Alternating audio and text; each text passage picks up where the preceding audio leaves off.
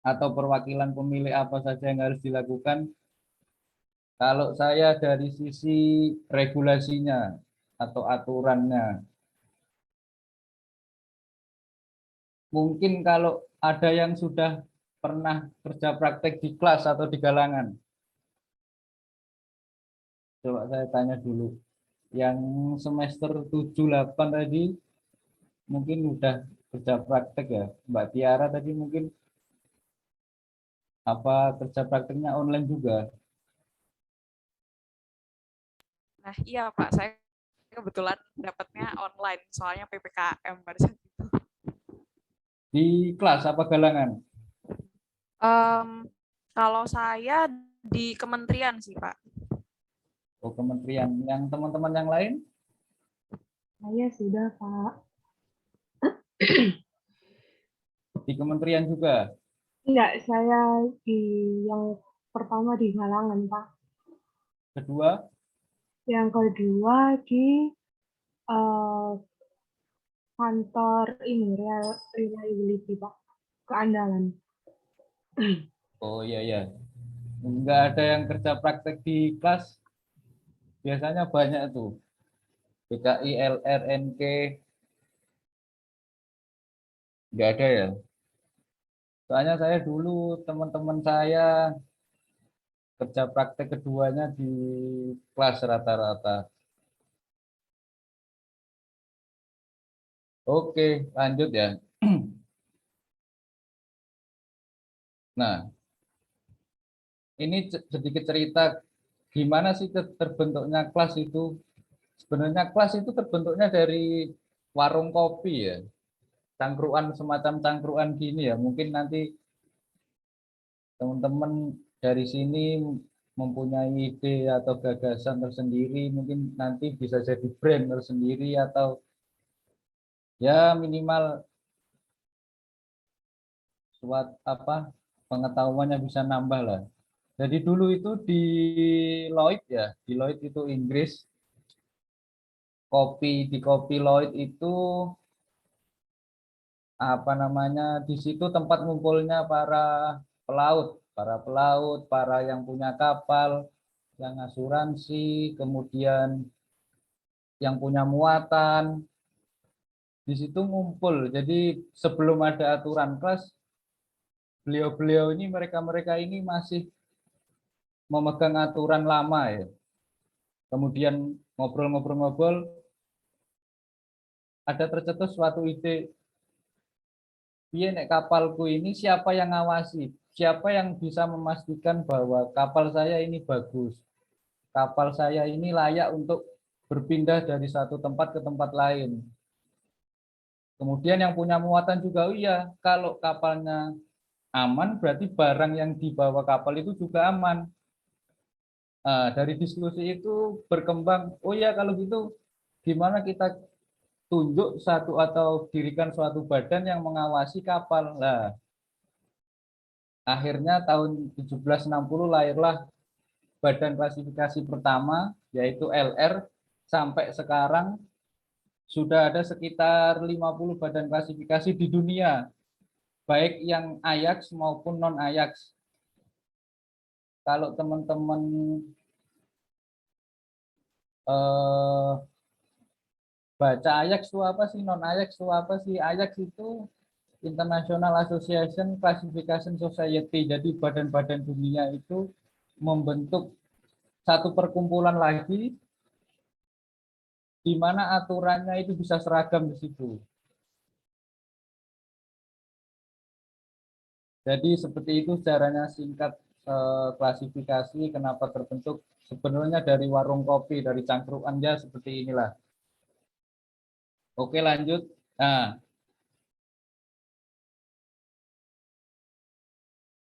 maknanya klasifikasi itu apa sih? Nah, klasifikasi itu suatu badan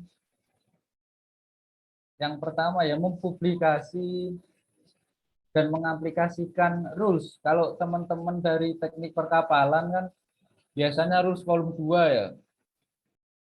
Pakai volume hal itu, section 4, 5, 6, 7, 8, 9, dan seterusnya. Kalau teman-teman dari sistem teknik sistem perkapalan itu biasanya pakai volume 3, machinery.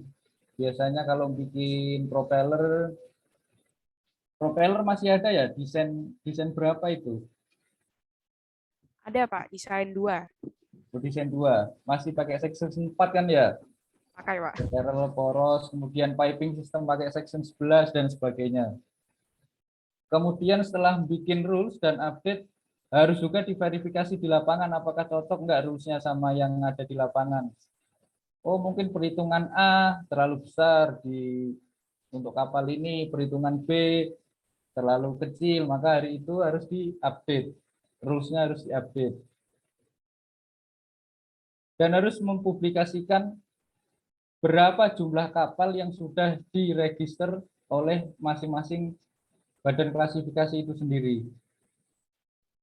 Kalau BKI ya sudah 10 ribuan yang dipublikasi di Indonesia, baik yang itu pelayaran domestik maupun internasional. Kemudian yang terakhir, klasifikasi itu harus di-authorize oleh Flag Administration, dalam hari ini Dirjen Perhubungan Laut. Oke, lanjut. Ada pertanyaan sampai sini? Nggak ada, belum ada? Lanjut, oke. Kemudian tujuannya apa sih dibuat klasifikasi? Yang pertama adalah untuk memastikan bahwa kapal dan muatan yang dibawa itu aman dan tidak mencemari jalur yang dilalui, dalam hal ini laut ya. Karena kapal melewati daerah A ke B pasti mempunyai perhitungan khusus. Salah satunya adalah perhitungan ombak ya. Kalau teman-teman teknik perkapalan kan merancang tuh, bagaimana kapal itu kuat, sehingga kalau kapal itu kuat, muatan yang dibawa pun akan selamat sampai tujuan. Oke. Nah, ini produk-produk ya dari kelas. Yang pertama desain. Jadi nanti saya jelaskan di tengah-tengah atau di akhir ya. Desain yang teman-teman rancang waktu tugas rancang 1, 2, 3, 4 atau tugas merancang 1, 2, 3, 4 itu kalau diklasifikasi ada divisi khusus yang memeriksanya sebelum kapal itu diakui oleh atau dikasih sertifikat lah oleh badan klasifikasi. Di approve dulu namanya ya, kalau di mahasiswa itu asistensi lah, ada revisi. Nah itu sampai benar-benar approve baru seorang surveyor bisa melaksanakan survei ke kapal. Kalau sudah semua baru bisa diterbitkan sertifikat. Kemudian ada informasi ya, informasi berhubungan tadi dengan database ya. Software, kalau software ini biasanya kalau ada perhitungan hambatan, ada perhitungan apa itu namanya kekuatan kapal, itu biasanya dipublikasikan.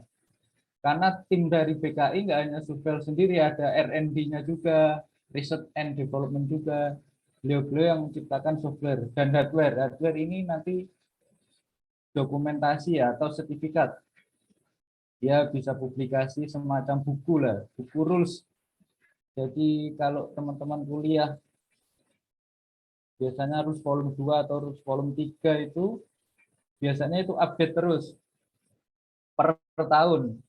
Kalau sekarang boleh saya tahu rules volume 2 atau 3-nya pakai tahun berapa ya di kampus?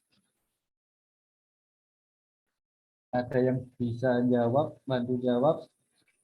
Kalau untuk desain sih kami pasti diarahkan sih Pak sama dosen-dosen untuk selalu update. Dan kalau untuk BKI kan sekarang sudah terbit ya yang 2021 kalau tidak salah di Yes, websitenya. karena itu melalui riset dan apa ya, survei langsung surveyornya, jadi input outputnya langsung gitu. Ya alhamdulillah kalau pakai di kampus sudah pakai yang terbaru. Oke. Nah, kenapa kok butuh klasifikasi ya? Kembali tadi cerita di awal sejarahnya bahwa yang punya barang, yang punya kapal, yang punya muatan itu nggak mau apa-apa dengan barangnya, apa-apa dengan kapalnya, karena kembali lagi ke Pak Musa tadi bilang bahwa kapal ini bisnis ya. Kalau barangnya kecelakaan di jalan, terus kapalnya tenggelam, seumpama kan jadi rugi. Asuransi pun apa ya, tidak mengcover ya. Makanya asuransi, kemudian yang punya muatan, yang punya kapal, nggak mau kalau kapal atau barang yang dibawanya itu kenapa-kenapa. Maunya aman semua, lancar semua pergerakannya. Jadi di sana untung, di sini baliknya juga untung, seperti itu. Nah, ini kalau teman-teman baca atau mungkin sudah dapat kuliah ya, syarat wajib kapal yang harus dikelaskan menurut PM Peraturan Menteri Nomor 61 Tahun 2014 Bab 2 Pasal 2. Apa sih aturan wajib kelas? Ya, kami menyebutnya seperti itu. LBP long between perpendicularnya 20 meter atau lebih, atau GT-nya 100 atau lebih, atau horsepower-nya 250 HP. Salah satu memenuhi dari ketiga ini sudah wajib kelas. Jadi kalau panjangnya seumpama takbut ya, takbut kan biasa ada yang 19 meter, 18 meter, poin 1 nggak memenuhi. Gross tonnage biasanya ada yang di bawah 100, tapi powernya biasanya di atas 250. Satu ini memenuhi, sudah memenuhi. Kemudian kalau tongkang ya atau ponton, power nggak punya, karena nggak punya mesin kan. Gross tonnage pasti masuk, pasti di atas 100. Panjangnya pasti di atas 20 meter, pasti dia masuk. Salah satu aja. Atau tidak, kapal itu apa ya, tidak masuk ketiganya, boleh nggak dikelaskan? Boleh sekali, karena salah satu ya kembali tadi dari yang punya kapal, pencater, yang punya barang itu nggak mau kalau barang atau kapal yang dibawa itu kenapa-napa. Jadi itu ya, nanti lengkapnya silakan dicari sendiri PM 61 ini, banyak kok di Google, saya hanya menjelaskan inti-intinya ya. Nah, skopnya klasifikasi ini apa? Ya satu, review design plan. Nah, ketika teman-teman ini bahas kapalan ya, karena jurusan saya perkapalan, desain 1 general arrangement, desain 2 konstruksi, desain 3 propeller and hambatan dan propeller ya. Nanti dari situ dibawa ke BKI untuk dilakukan review, untuk dilakukan pengesahan. Apakah gambar yang dibuat teman-teman ini sudah cocok dengan rules dalam hal ini BKI ya. Jadi masih panjang prosesnya. Ya sama kayak apa namanya, asistensi ke dosen lah. Hari ini asistensi, ada revisi harus dibenahi, besok lagi. Tapi bedanya kalau mahasiswa asistensi itu kan gratis ya. Bayarnya cuma di UKT atau uang kuliah itu ya. Kalau di BKI ada fee-nya. Jadi ada fee-nya. Seperti itu. Kemudian yang kedua, setelah gambar di ACC, para surveyor harus menghadiri survei langsung ke konstruksinya, apakah gambar yang di submit itu sesuai nggak dengan kondisi real yang ada di kapal. Seumpama propellernya diameter porosnya 6 inci, kok dipasang di kapal 5 inci, berarti kan nggak sesuai, harus disesuaikan dulu. Seperti itu kira-kira. Kemudian komponen, kalau komponen ini biasanya berhubungan dengan bangunan baru. Ada platnya, windlassnya, itu harus semua disertifikasi dulu. Kemudian setelah semuanya oke, baru kita melaksanakan trial. Setelah diterima di kelas, si trial oke, diterima di kelas, baru nanti tiap tahun dari klasifikasi akan melaksanakan survei untuk maintenance. Jadi memastikan bahwasanya kapal itu masih sesuai aturan yang berlaku pada saat itu. Nanti jelasnya pada detail survei saya jelaskan di akhir. Oke, ini gambaran umum klasifikasi ya. Mungkin ada yang tanya dulu, mungkin nggak paham atau terlalu paham ya. Santai aja di sini kan. Kalau saya nggak bisa jawab ya ada banyak teman-teman saya yang bisa jawab di situ, ada bapak-bapak dosen dan lain. Apa cukup lanjut? Saya mau tanya, Pak. Maaf apa namanya? Ada kresek-kresek nggak tadi? Suara hujan masuk nggak di situ di speakernya teman-teman? Nggak, Aman, Pak, aman. jernih, Pak. Oh Aman. aman. Aman, Pak. Jernih, Pak. Berarti headset saya bagus ya lo aman. Ya lanjut tadi siapa yang mau tanya? Iya, saya izin bertanya, Pak. Iya monggo.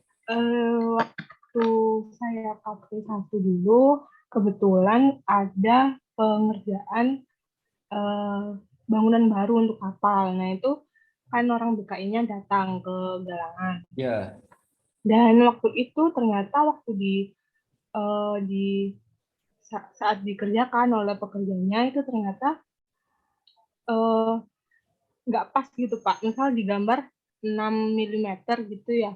Terus kan seharusnya misalkan 60 cm. Nah itu di pekerjaannya jadinya 55 cm seperti itu Pak. Nah itu sama orang BKI-nya itu disuruh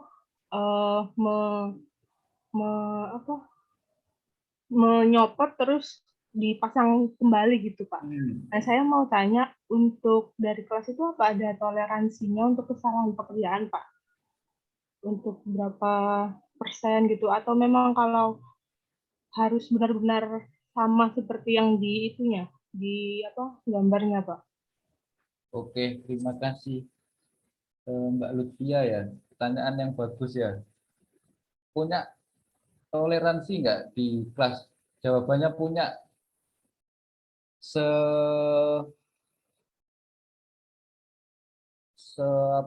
Sebanyak apa toleransinya? Sebenarnya di rules-nya sudah ada ya. Kalau mau tak tunjukkan aja ya.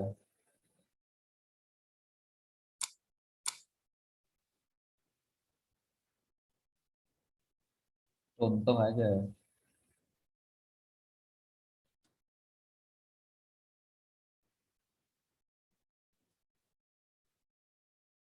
Kelihatan nggak ini ya? Masuk nggak? Masih masuk nggak? Masih PowerPoint-nya, Pak? Oh, masuk PowerPoint. Ya, mungkin bisa di-quit dulu, kemudian di-share screen kembali.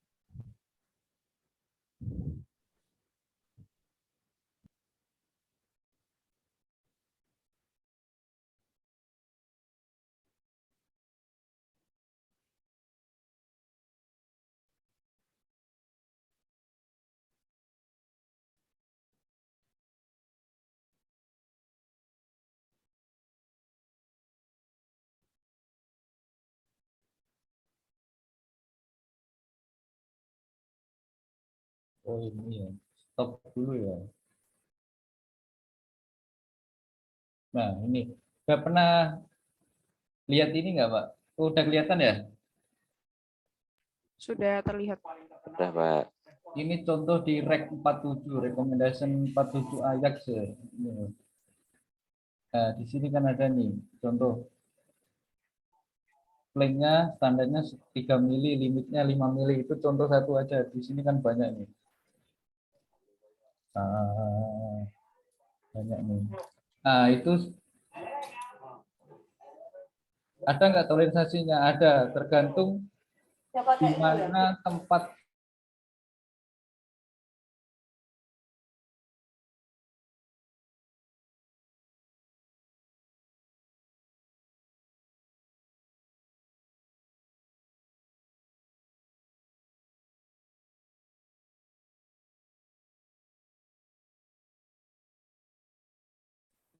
kena sagging hogging ya di kapal ya. Jadi mau yang terbesar adalah di tengah kapal. Itu konstruksi di tengah itu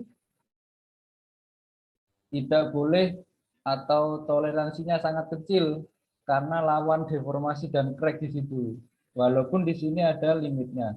Kalau di tempat-tempat lain, seumpama di bukan bagian-bagian kritis, di situ pasti toleransinya lebih tinggi. Contohnya seperti itu. Nah, ini kan ada nih, ini 3 ke 5, ini 10 ke 25. Jadi sebelum apa ya, memutuskan berapa toleransinya, yang pertama harus melihat aturan dulu, ada nggak limitnya. Kalau aturannya sudah sangat gede atau nggak memenuhi, otomatis dari kelas harus mempunyai solusi lain. Apakah ini harus dibongkar atau dilanjutkan, melihat tergantung di mana posisi item-item itu berada. Oke, itu ya Mbak Lydia. Kurang jelas atau sudah? Sudah jelas, Pak. Terima kasih. Oke, sama-sama. Ada pertanyaan lain?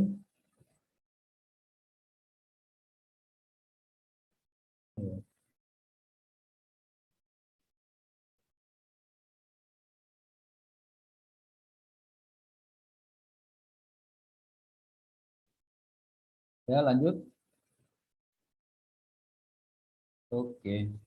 Nah, sekarang saya gambarkan, kalau tadi pengenalan umum, kalau ini gimana sih cara masuk, cara mendapatkan kelas ya,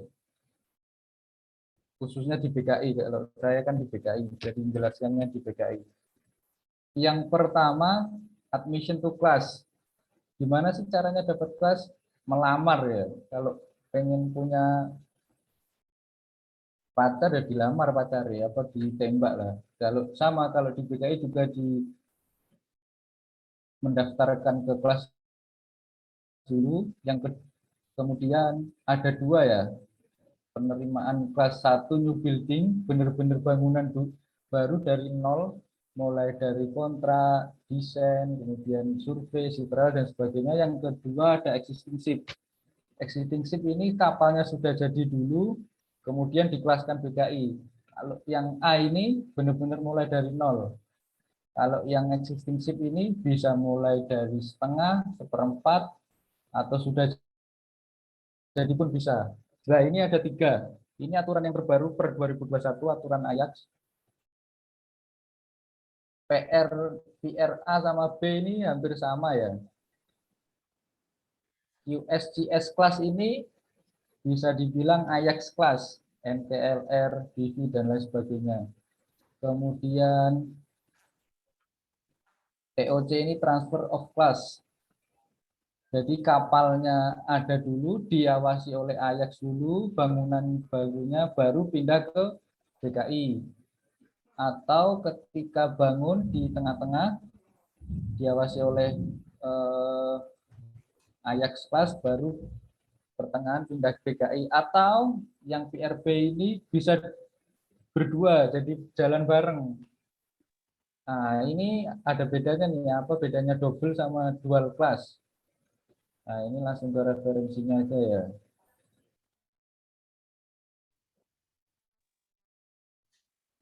Oh. Ya nggak bingung bedanya double sama dual apa? Ah, ini loh. Double itu bla bla bla bla bla bla. Masing-masing kelas punya aturan sendiri dan schedule. Kalau dual itu apa namanya? Dua society punya agreement. Jadi ini kerja bareng itu. Ini bedanya. Ini teman-teman ada yang kerja praktek di galangan tadi, mungkin ada yang dual kelas. Nah, ini ada yang istilahnya ada yang double, ada yang dual.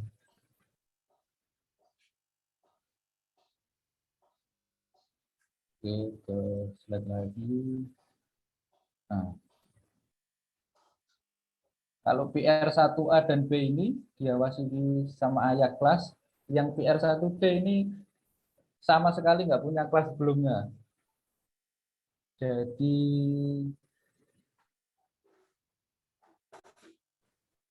apa namanya bodong ya, kelasnya bodong apa ya? Dia nggak punya kelas sama sekali. Bedanya apa PR1AB sama D kalau dari segi persyaratan? Kalau satu AB kan jelas dia sudah diawasi oleh kelas sebelumnya. Kalau D kan enggak, jadi persyaratannya lebih tinggi yang PRAB daripada PR1D. Kalau mau jelasnya nanti ini kan rencananya per bulan atau apa ada lagi. Mungkin kalau pengen mendalami yang di sini bisa didiskusikan nanti sama bapak-bapak sama teman-teman untuk lebih detailnya lagi gitu aja ya. Oke, ini admission ya. Nah, gambar-gambar apa aja yang dibutuhkan? Nah, tadi kan prosesnya salah satunya adalah submit gambar ya, main plans. Contohnya general arrangement yang dirancang oleh teman-teman perkapalan, sistem perkapalan juga merancang ya.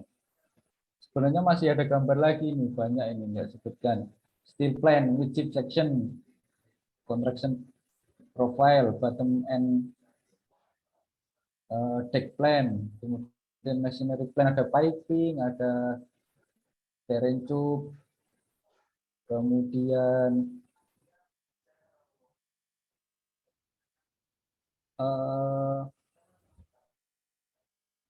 electrical plan, ada diagram wiring diagram ya.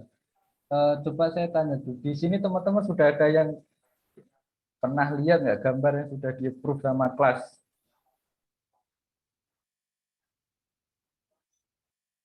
Belum ada? Pernah Pak, sekilas.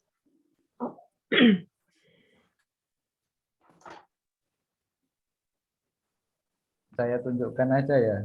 Mau enggak? Mau, Pak. Biar langsung tuh ya.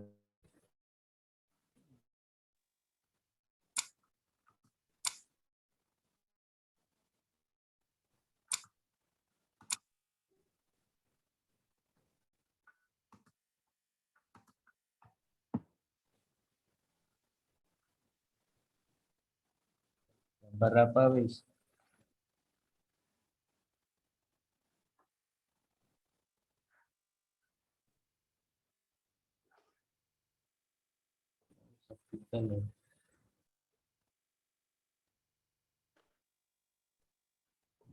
Ah, ini tuh. Ini gambar dari Sabang Raya Indah ya.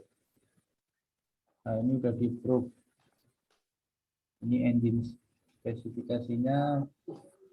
Ah, ini tadi yang saya bilang ada revisi itu. Gambarnya belum muncul, Pak. Belum muncul. Iya, mohon maaf, Pak. Masih desktopnya. Mas, iya masih di folder.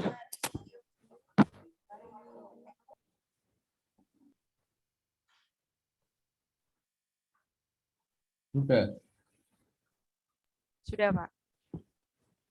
yakin. Sudah, Pak. Sekarang layar yang tampil dokumen shaft detail. Oke. Nah, ini nih ada approve-nya.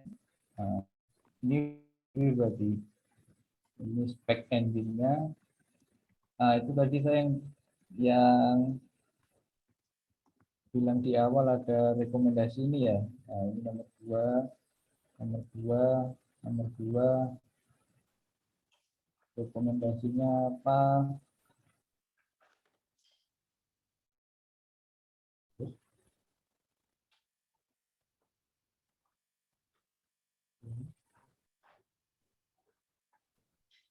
Kelihatan ya, masih kelihatan ya.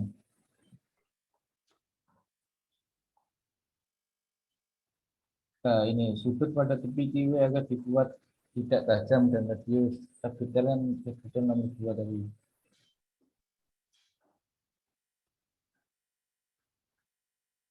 Ini nomor 2 nih. Nah, itu contoh gambar ya.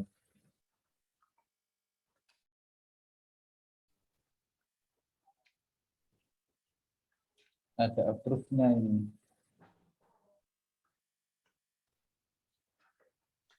Oke.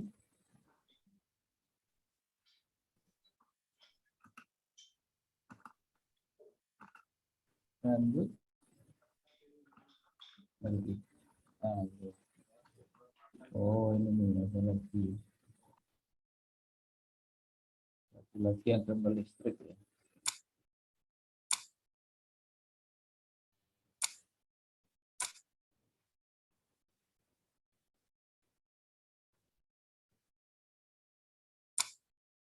Teman-teman fiskal merancang listrik juga kan ya? Iya, betul, Pak.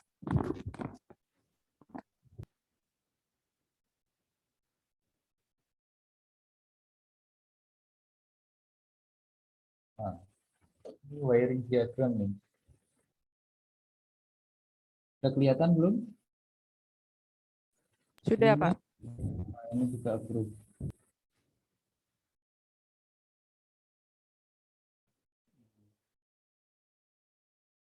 Ini catatannya ini merah-merah ini. Iya, ini ada catatannya. Nama generator, bla bla bla kapasitas, bla bla bla bla bla bla. Jadi kalau teman-teman teknik sistem perkapalan atau perkapalan masuk ke BKI nanti belajar semua. Baik itu bangunan kapal, listrik, pemesinan,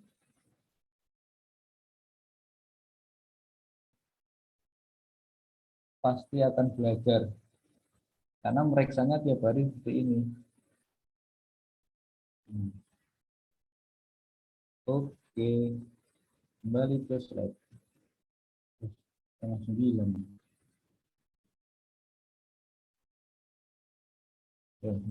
Oke, itu gambarnya ya. Kemudian dokumennya. Dokumennya apa untuk persyaratan kelas tadi? Gross akte, surat laut, surat ukur, bla bla bla bla. Gross akte ini BPKB-nya kapal. Surat laut ini surat kebangsaannya. Kalau surat ukur itu terkait dengan dimensi kapal. Saya tak tunjukkan aja.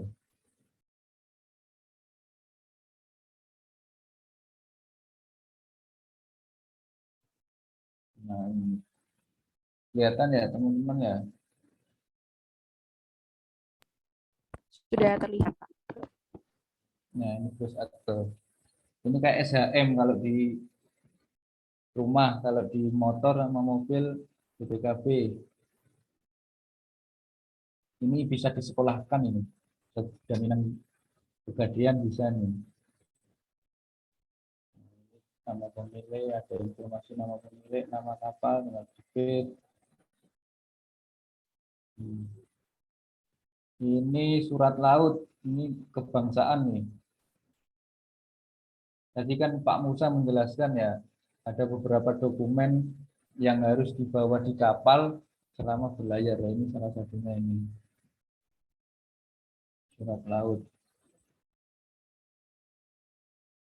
Begitu.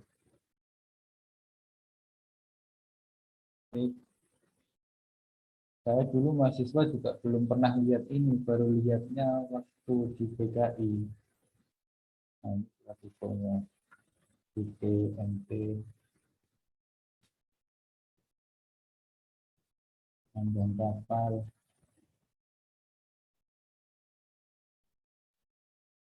Oke, kalau sudah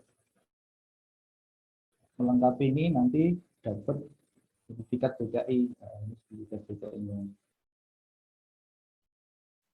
Informasi nama, bendera, pelabuhan dataran BPMT dibangun oleh, ini ada kelas sama simbol, ini tak, kalau tak takut. Kalau mungkin nanti mau didetailkan, boleh-boleh aja. Karena waktunya ya mungkin 2 minggu, ini lembar endosnya. Jadi kelas itu sebenarnya menerbitkan 3 lambung. Lambung ini konstruksi, kemudian machinery, mesin, plus electrical jadi 1. Sebenarnya cuma 2 ini. Ini mesin informasi, mesin induk sama mesin bantu. Kalau ini garis muat load line itu sebenarnya laut ikan yang diotorisasikan ke kelas, dalam hal ini BKI. Sebenarnya kelas ya cuma 2 ini, lambung sama mesin. Belum pernah lihat tahu sebenarnya sebelumnya. Belum pernah Pak, baru ini. Belum, Pak. Belum pernah, Pak. Wah, ini Pak Musa ini. Pak Musa yang punya malah nih. Oke. Kembali ke laptop.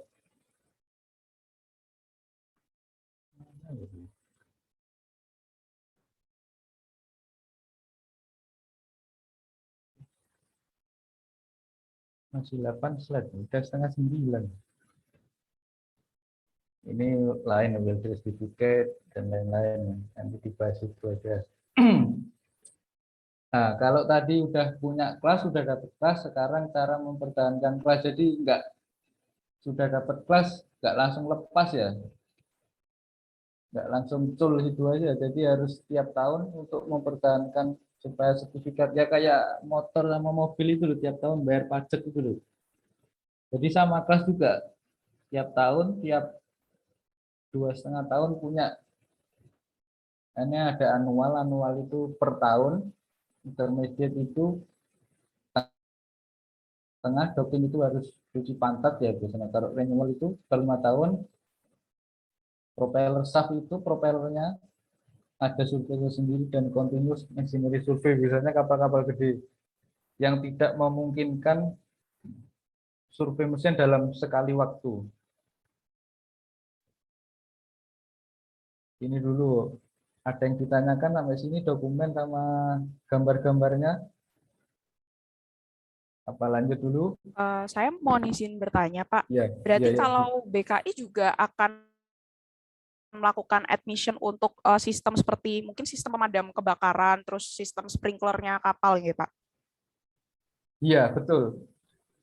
Gambar itu juga ini disubmit ke BKI. Nanti dilakukan approve juga. Oke, baik, Pak.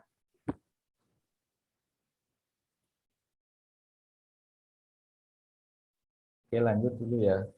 Nah, ini nih. Biasanya saya dulu yang tertarik sama ini dulu waktu kerja praktek di kelas ya. Saya dulu kerja praktek di LR Surabaya. Ini annual survei ya. Jadi kelas tadi kan berlaku 5 tahun ya. Sorry. Ya, ini nih.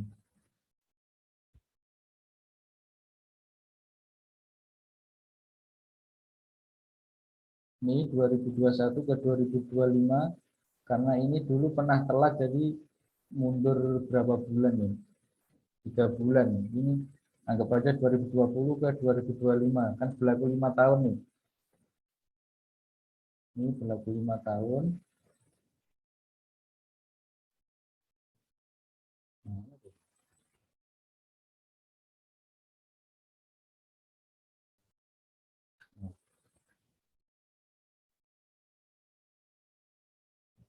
Jadi annual survei itu tiap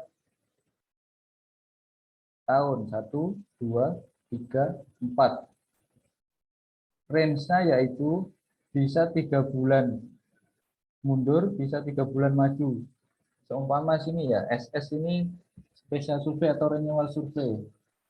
10 apa 13 Maret lah. Maret berarti kan sini harus Maret. Ini harus Maret. Ini Maret 2020, ini Maret 2021, Maret 2022, Maret 2023, Maret 2024. Maret bisa mundur 3 bulan berarti Januari, Februari, Maret. Oh, Desember. Desember bisa sudah bisa dilaksanakan survei plus 3 bulan. Juni. Jadi Desember ke Juni. Ini juga sama. Ini sama, ini sama. Yang intermediate survei di tengah-tengah bisa dilakukan pada saat barengan survei tahunan kedua dan survei tahunan ketiga. Dari sini ada yang ditanyakan dulu? Lanjut. Oke. Nah, ini docking. Docking survei itu maksimal 36 bulan. Dalam 5 tahun harus 2 kali docking. Kalau pertama 36 bulan, berarti sisanya ada 2 tahun, berarti 24 bulan. Atau pas di tengah-tengah sini 30 bulan juga boleh, 30 bulan, 30 bulan. Ini untuk kapal selain penumpang. Jadi kapal jenderal kargo, tugboat, ponton, kapal tanker, bulk carrier. Ini dockingnya 36 bulan maksimal. Jadi kalau sudah 36 bulan ya docking keduanya 24 bulan. Untuk kapal-kapal penumpang, apa sih definisi kapal penumpang nanti bisa dilihat di Solas ya. Adalah kapal yang mengangkut minimal 12 orang penumpang, bukan kru. Penumpang bukan kru. Kalau kru itu adalah orang yang terlatih untuk berlayar. Kalau kru bukan. Itu definisinya. Jadi kalau kapal yang sudah mengangkut 12 penumpang bukan kru ya, itu tiap tahun harus ngedok. Barengan sama survei tahunan, Pak. Iya, betul. Jadi kalau Maret 2020, sininya Maret 2021, Maret 2022, 2023 harus ngedok. Kapal-kapal feri itu penyeberangan, feri roro harus ngedok tiap tahun, ya betul. Alasannya karena keselamatan, karena dia mengangkutnya adalah mengangkut orang yang notabene bernyawa. Kalau kapal niaga biasa, tugboat, bulk carrier itu kan barangnya yang diangkut bukan barang yang bernyawa ya, barang mati. Jadi lebih safety kapal penumpang. Dari sini ada yang tanyakan dulu? Cukup jelas? Oke. Renewal survei ya. Renewal survei dilakukan 5 tahun sekali. Jadi kalau tadi sudah sudah dilaksanakan per tahun, docking, terakhirnya waktu ganti sertifikat kita lakukan renewal survei. Renewal survei itu dock besar ya. Biasanya orang galangan atau orang-orang kapal itu nyebutnya dock besar. Kalau docking survei tadi biasanya dock kecil. Bisa di extend ini kan apa ini mengganggu 3 bulan bisa. Setelah mendapatkan persetujuan dari yang punya wewenang, yaitu Ditjen Perhubungan Laut. Bisa nggak BKI menerbitkan ini tanpa persetujuan ini? Jawabannya nggak bisa. Jadi harus punya nota dinas dulu isinya, izin dulu dari pemerintah. Yang tadi propeller ini ada survei khusus mengenai propellernya. Jadi dibuka, kita survei, lakukan NDT, non-destructive test, penetran atau MPI. kemudian propellernya juga di NDT, uji balancing. Kalau teman-teman pernah lihat di galangan ya atau di tempat pembuat ini biasanya ada, ini menarik loh ini. Continuous machinery survey sudah saya jelaskan tadi, biasanya untuk kapal-kapal gede yang biasanya continuous machinery ini kalau kapal kecil ya takut dilaksanakan barengan renewal survey, nggak ada karena bisa sekali waktu itu. Dalam hal ini mesinnya itu semua pompa-pompa mesin itu dibuka total, namanya general overhaul. Kita lihat komponennya dari piston, connecting rod, bearing. Kalau kapal gede kan mesinnya banyak tuh, nggak memungkinkan satu waktu. Jadi continuous machinery survey ini per tahun dicicil. Jadi kalau punya 5 mesin ya 1 mesin per tahun, biar nggak berat waktu renewal survei. Nah ini operational survey. Sampai ini ada pertanyaan lagi yang shipping service.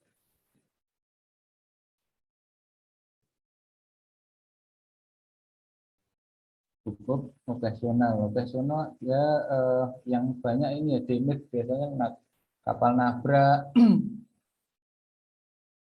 atau bocor itu harus disurvei dulu karena berhubungan sama asuransi. Kalau asuransinya biasanya minta untuk klaim, untuk dapat klaim-klaiman, untuk dapat biaya, biasanya harus disurvei dulu sama kelas. Conditional survei ini biasanya sertifikatnya mati, karena kalau sertifikatnya kelas mati, Sabanda tidak menerbitkan izin berlayar. Gimana caranya ya? Lakukan sekali jalan, namanya conditional survey. Kalau conveyance ini kapal yang nggak punya mesin sama kali tidak bisa bergerak, jadi ditarik kapal lain, namanya conveyance survey.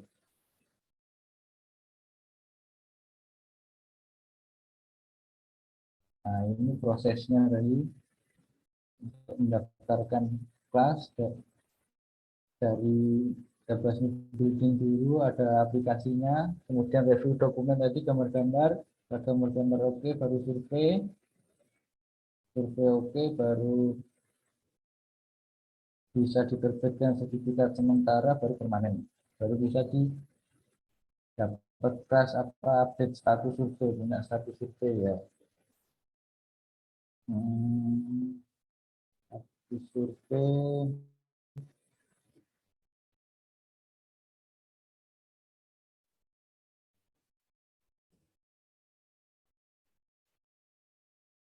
ini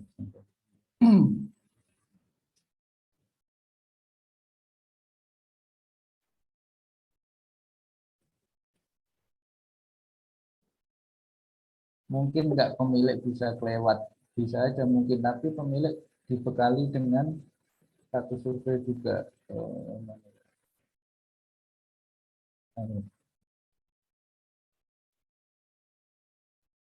Status survei engine global notasi ya, ini ada jadwalnya nih yang tadi saya jelaskan, spesial, intermediate, annual, voting, global. Bisa dilihat kalau kapalnya banyak ya serahkan ke superintendennya. Superintendennya kan punya anggota lagi buat maintain khusus ini. Oke.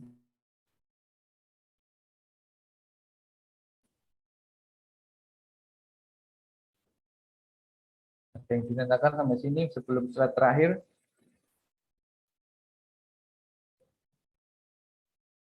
Cukup? Oke, terakhir. Apa bedanya di mata kuliah ada nggak statutory ya? Dulu kayaknya di teknik perkapalan ada mata kuliah pilihan ya, statutory.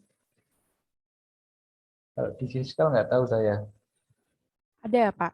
Ada Jadi ya? kalau di fiskal ada mata kuliah keselamatan kapal. Oh iya, oke. Bedanya apa sih? Nah, ini loh.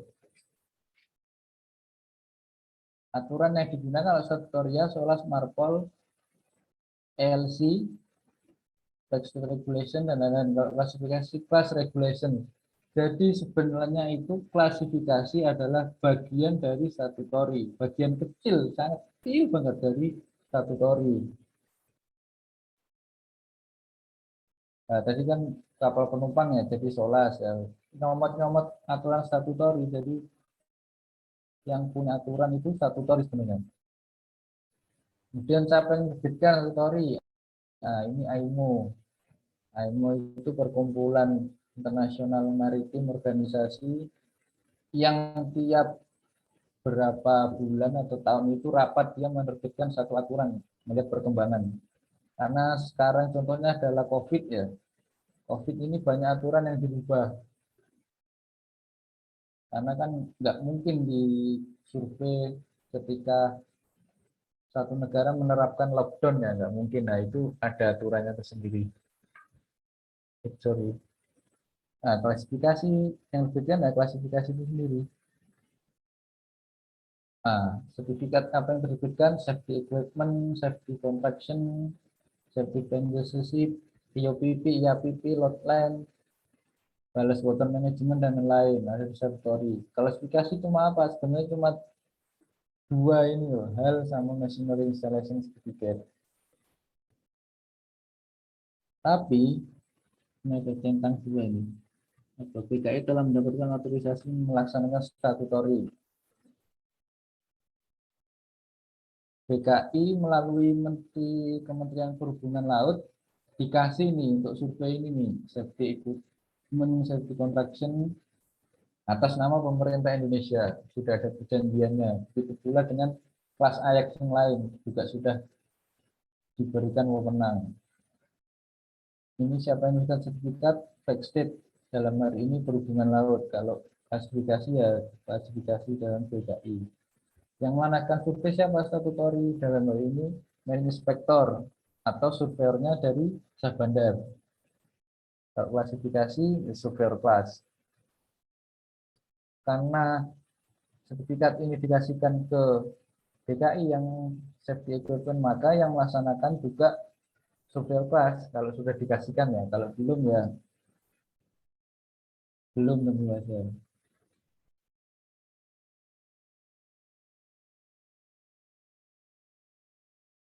Oke, ini sudah slide terakhir. Ada yang ditanyakan dulu? Apa? Enggak ada. Ada, Pak. Izin bertanya, Pak. Monggo, monggo. Baik, perkenalkan nama saya Samuel Rizaldo. Saya dari Teknik Sistem Perkapalan angkatan 2019. Saya mau bertanya ini, Pak. Yang kan tadi ada tipe-tipe survei, Pak, dari annual survei. Apa? Sebetulnya dengung ya. Bentar, Pak.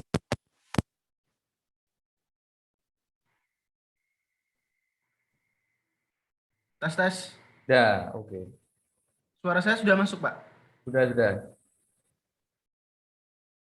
Tipe-tipe.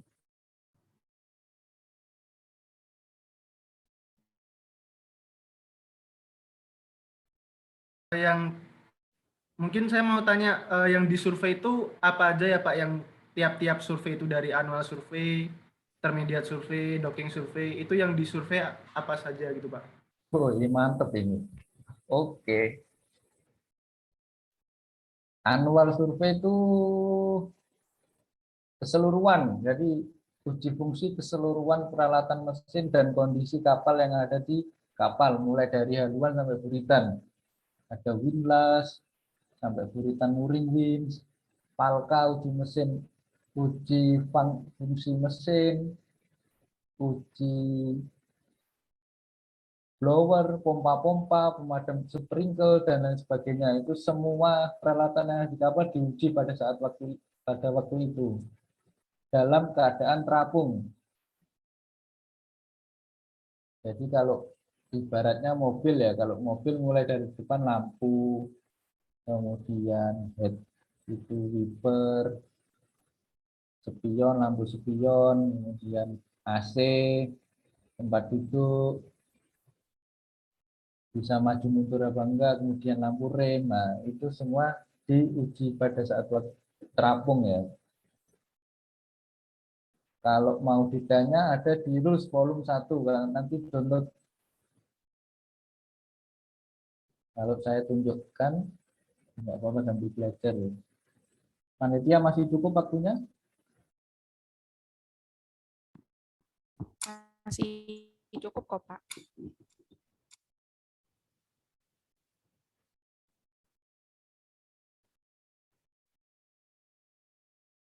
Kelihatan ya. Ini. Kalau mau baca-baca ya.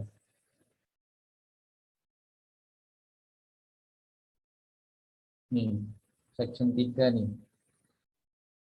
General Survey and Survey Requirement. Ini. Download aja nanti. Urus fokus survei berhubungan volume 1. Ini ada survei maintenance of class.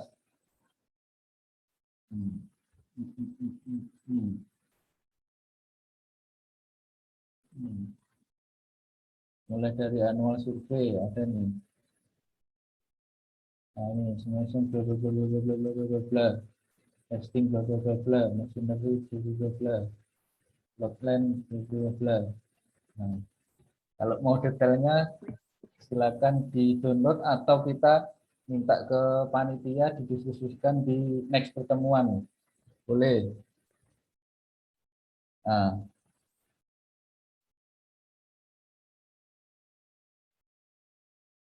kemudian apa ini?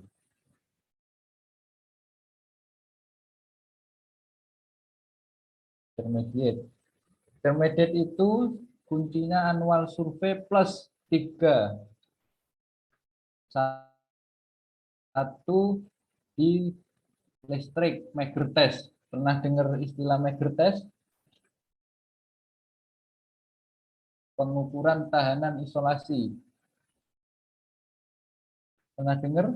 Ada yang pernah dengar?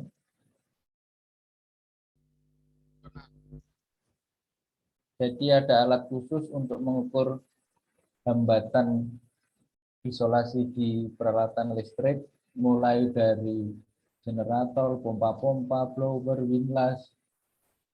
Itu nanti muncul angkanya, minimal harus memiliki angka 1 mega ohm. Kalau di bawah itu harus dilakukan perbaikan pada peralatan itu.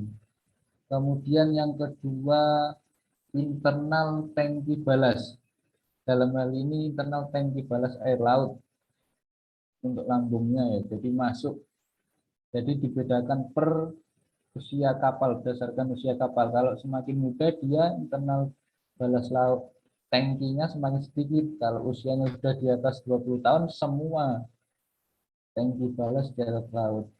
Dan dilakukan terapung. Kecuali untuk kapal tanker yang usianya di atas 15 tahun, intermediate survei-nya harus dilakukan di atas dock. Oke, yang docking survei ini tentu saja memeriksa karena dia naik di dock ya, di slipway yang bawahnya harus bisa di alasnya yang harus bisa dilakukan survei. Tentu saja dia melihat bagian alas kapal. Kalau renewal survei ini semua item dan dilakukan pada saat docking survei, berbarengan pada saat docking survei. Jadi semua renewal survei ini meliputi annual, intermediate, docking. Dia total ya. Kalau di mobil itu ganti plat nomor itu dilakukan gesek ulang itu loh, kan total itu. Nah, kalau kapal kira-kira gitu. Geseknya apa? Nanti kita lakukan UT, ultrasonic testing. Salah satu itemnya itu. Kalau propeller, kita lakukan propeller sama shaft.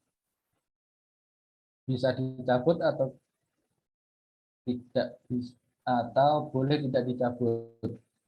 Kita lakukan tadi MBT, kemudian pengukuran dimensi dan lain-lain. Kalau continuous tadi ya per berapa biasanya dibarengkan sama survei tahunan. Oke, ada yang perlu diklarifikasi, Mas Samuel?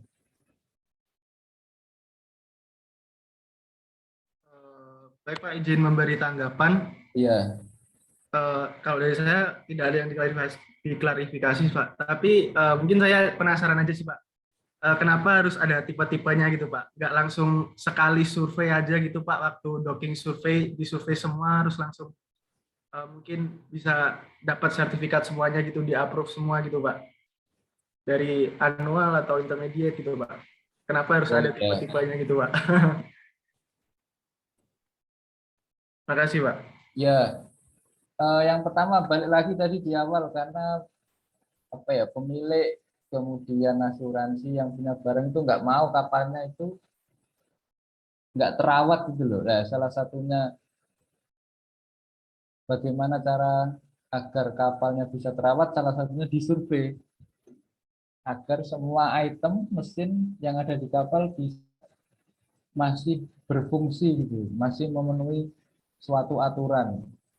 Jadi kalau contoh aja rumah kalau nggak dihuni berapa tahun itu kan debuan ya. Kalau dihuni tiap hari kan pasti bersih ya, kayak gitulah. Logikanya kayak gitu. Kalau mau jelasnya tadi balik lagi ke ini, kalau Mas Samuel mau baca-baca ya. Ini aja.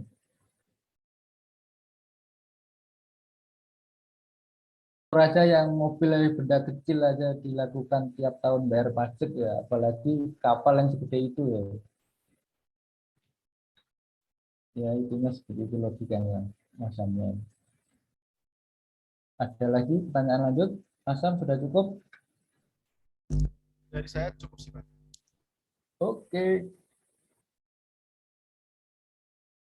Lanjut lagi pertanyaan?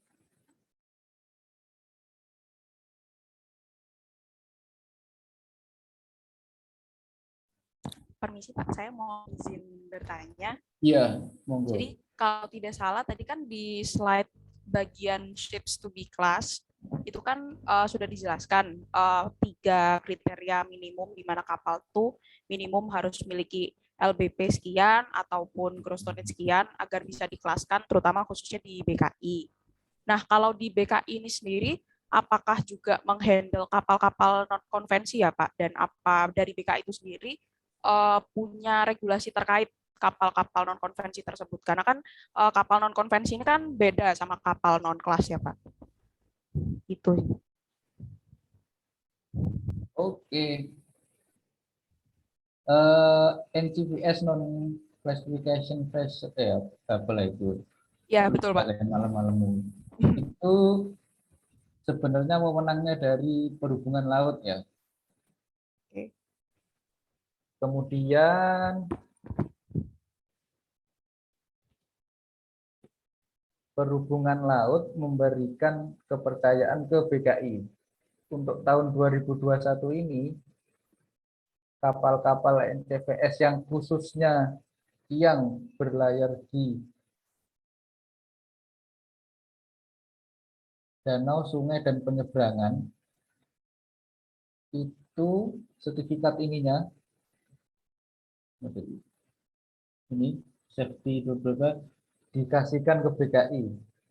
Ferry Roro yang baru, Ferry Roro, Ferry Roro, Ferry Roro yang kapal penyeberangan itu dikasihkan ke BKI melalui Dirjen Perhubungan Darat, karena yang punya itu izinnya Dirjen Perhubungan Darat.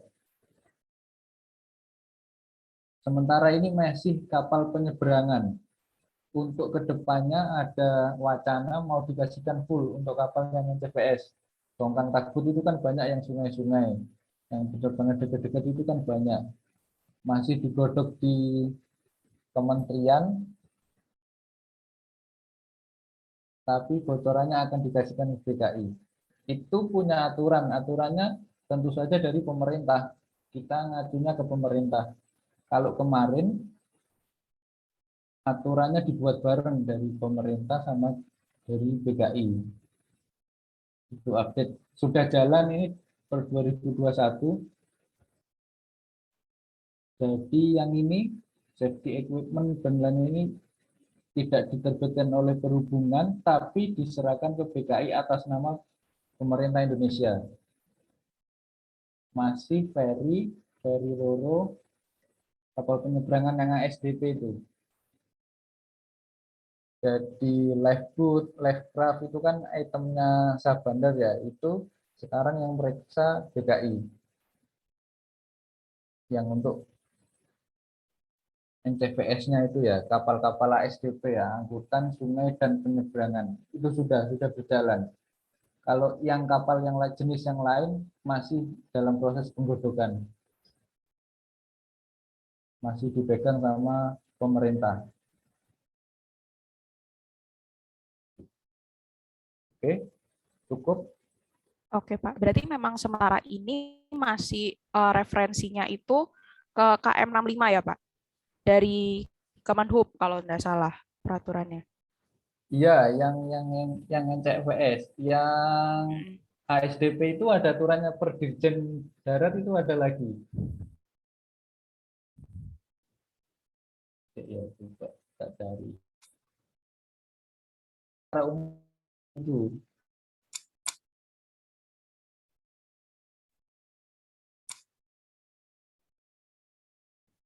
Kalau ini ketemu. Kalau yang khusus ASDP ada. Nih, Peraturan Sistem Hubungan Darat memenuhi kelak lautan. Nah, ini ditulis saja dicari di Google. KP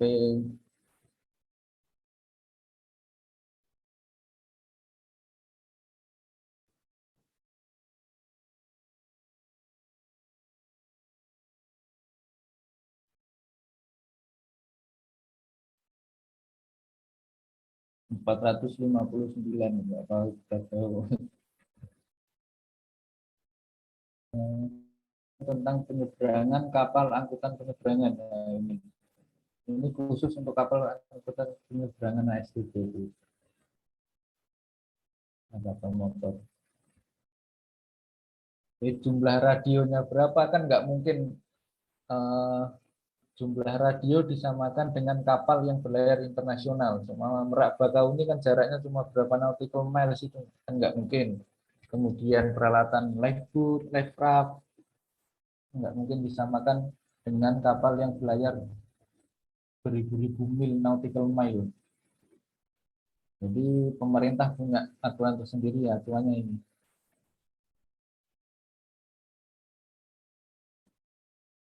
Ini di belakangnya ada tabelnya.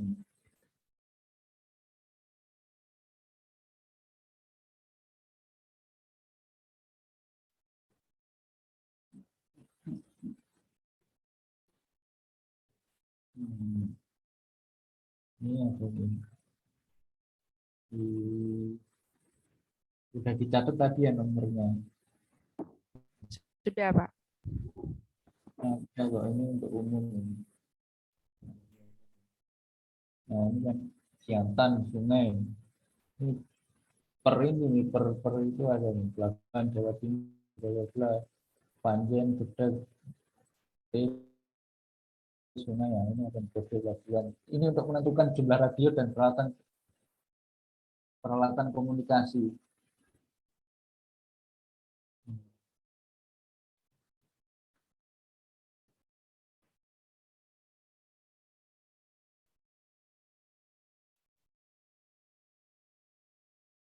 Di mana tadi?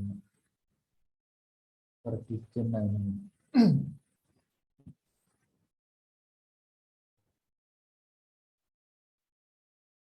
Oke. Ada lagi mungkin? Mungkin kalau dari saya itu dulu, Pak. Terima kasih. Oke, sama-sama. Kalau pengen detail satu-satu itemnya ya mungkin next pertemuan ya. Itu aja udah bahas satu-satu detail itu ya. Udah jam 9 panitia. Mana mau lanjut? Disebut. Nah, ini nomor HP saya kalau mau ditulis tanya-tanya langsung monggo.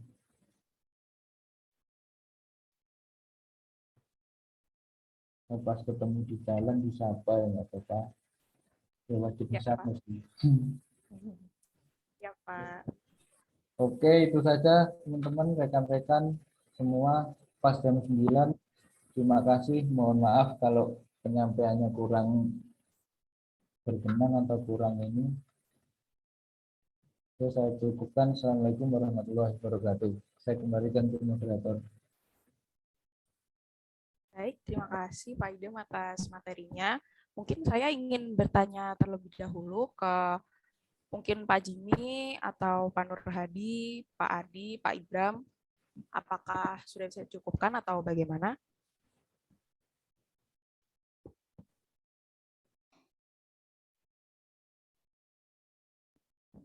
Terlebih Pak Adi belum terdengar.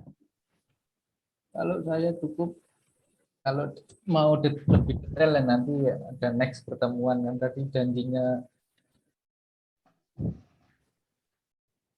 siapa tadi di awal?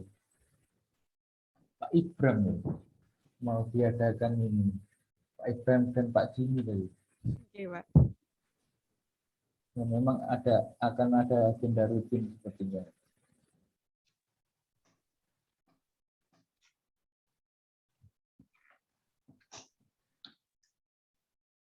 Mungkin dari Pak Ibram atau dari Pak Adi atau Pak Jimmy. Ya, gimana Mbak Tiara? Ya, bagaimana Pak? Ini untuk melihat waktunya sudah jam 9, apakah acara sudah dapat dicukupkan atau mungkin dari Bapak ada sepatah dua kata untuk menutup acara hari ini? Baik, kalau dari saya sih yang penting yang sudah disampaikan dari Bapak pemateri atau kita bilangnya cangkruan bareng alumni ini kan sebagai ajang gimana kita bisa saling tetap bersilaturahim, terus kemudian ada sharing knowledge dari alumni ke mahasiswa ya. Mungkin dari saya terima kasih dari teman-teman alumni, Pak Idam, Pak Musa, dan Pak Firman. Harusnya tadi juga ini ya, karena ada kesibukan Pak Firman jadi hanya menyimak saja. Saya ucapkan terima kasih. Selanjutnya mungkin ini bisa dijadikan acara rutin. Nanti kita obrolkan bersama teman-teman Pinisi Foundation. Kalau nggak 2 minggu sekali ya sebulan sekali kita agendakan untuk merefresh bagi yang menerima teori-teori dari kampus ataupun tambahan wawasan baru ya. Karena di dunia kerja pun sebenarnya masih banyak sekali yang perlu kita gali di kampus. Bahan-bahan yang ada di kampus pun sebenarnya juga tidak mencukupi untuk kita bekerja di di pekerjaan yang benar-benar sesuai apa yang kita inginkan gitu ya. Jadi di Siskal, di kapal, di Tekla itu kan juga kuliah-kuliahnya teori-teorinya pun sebenarnya mirip, cuman kebanyakan kita harus bisa menggali sendiri, dan di dunia kerja pun hal-hal yang seperti ini yang perlu kita selalu update ya, biar ke depan itu menghadapi persoalan di dunia kerja kita juga sudah siap seperti itu. Ya intinya kita di Pinisi Foundation ini mendukung gimana caranya teman-teman ini bisa jadi calon-calon engineer yang siap menghadapi dunia pekerjaan. Seperti itu mungkin dari saya, Bapak dan rekan-rekan semuanya. Saya ucapkan terima kasih banyak. Mohon maaf kalau pada saat acara berlangsung, acara yang pertama ini masih banyak kekurangannya. Saya mohon maaf mewakili teman-teman panitia dan juga rekan-rekan dari Pinisi Foundation. Kalaupun nanti ada saran ataupun masukan, silahkan langsung ke saya ataupun ke teman-teman Pinisi Foundation. Mungkin cukup sekian, Mbak Tiara. Oke, baik. Terima kasih banyak Pak Ibram sudah menyampaikan sepatah dua kata-kata. Jadi demikian dari kami, Setia Foundation. mohon maaf juga baik secara kata dan lupa pastikan terima kasih yang sebesar-besarnya pada Pak Idam dan juga Pak Musa tadi yang telah menyampaikan materi yang sangat insightful banget, terutama kami yang misi udah semester 8, ada yang udah semester lumayan buka wawasan mengenai kerjaan. Jadi makasih banyak Pak. Semoga apa yang telah Bapak-Bapak ini sampaikan bisa bermanfaat bagi kita semua. Serta saya ucapkan terima kasih banyak juga untuk seluruh peserta yang telah hadir dan berikan antusias yang luar biasa pada acara cangkruan bareng alumni by Pinisi Foundation ini. Saya Katerina Medina sebagai moderator, mohon izin menutup acara hari ini. Sampai jumpa di acara-acara selanjutnya. Materinya tadi sama sudah di-share ya? Oh iya Pak, Sudah. saya mintakan ke Pak Adi. Oh iya, oke. Ya. Baik, saya mohon undur diri. Sampai jumpa di acara-acara selanjutnya. Saya ucapkan terima kasih dan selamat malam. Malam. Terima kasih Tiara dan teman-teman semuanya. Terima kasih. Terima kasih banyak Pak. Malam, terima kasih panitia. Selamat malam, besok upacara. Waduh. Terima kasih. Ya, terima kasih banyak Pak. Izin live Zoom ya. Baik Pak. Ya Pak Adi.